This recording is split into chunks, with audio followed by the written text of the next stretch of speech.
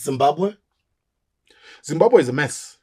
There's no doubt about it. Zimbabwe is the opposite of Botswana. Will it get any better? No. Here is the thing. You see, ZANU-PF has criminalized Zimbabwean society. It has perverted it. Crime, corruption, chaos is now culture in Zimbabwe. And once something becomes culture, it is very difficult to change it. So the idea that if you want a document, a passport, for example, from a Zimbabwean government office, you will get it without paying a bribe. If you told Zimbabweans that, they would laugh at you and say you have smoked something. Because that's not how it works. In Zimbabwe, everything you pay a bribe. I mean, I have relatives in Zim, by the way.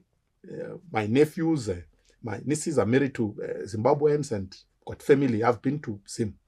I have a story of a family, an elderly family member who broke a leg and went to a public hospital somewhere in Bulawayo.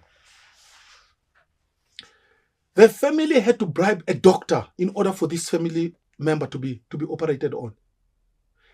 The doctors used to pass her for months, a broken leg. The doctors just didn't operate on her until a bribe was paid in hospital. Man, can you imagine that?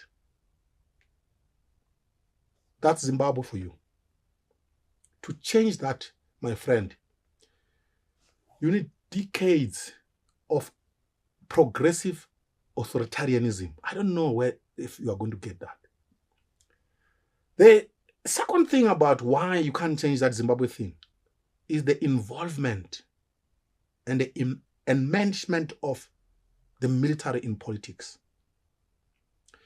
You see, ZANU-PF and the military are the same thing.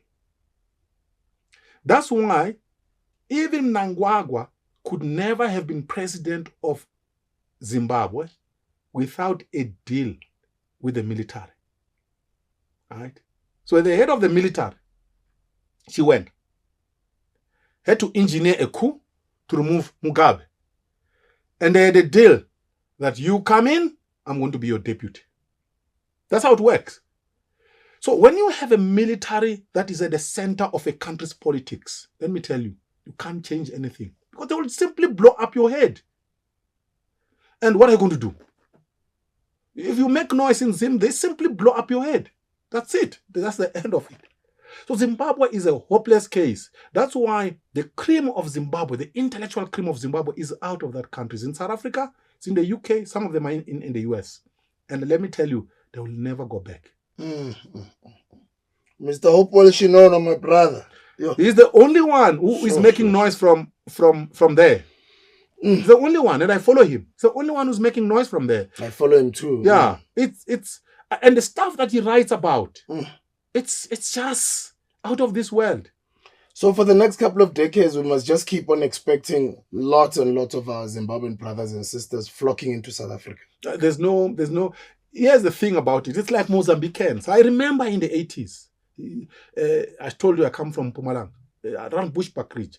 We used to have Mozambicans flocking into South Africa through that corridor. Yeah. And in our villages, by the way, they used to be given land to settle there. And let me tell you, those people who flocked into South Africa in the 80s are now South Africa. All of them have IDs.